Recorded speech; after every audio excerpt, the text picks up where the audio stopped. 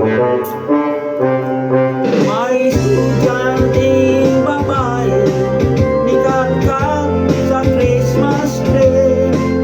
Nasangit siya sa dakong sanga, nabisi ang iyang panty.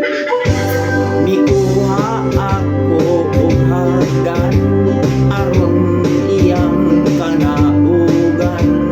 Apan dili siya makatikam, kayang hagdan o saray ang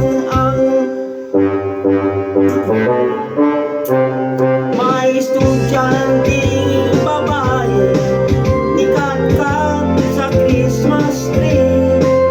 Nasangit siya sa dakong sanga, nagisip ang iyang panty.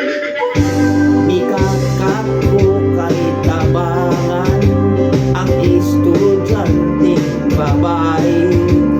Nangahulog ni way swerte, kay nabali man ang Christmas tree.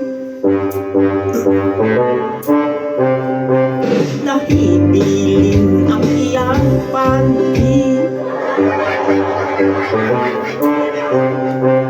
Maong di ay ang iyang panty.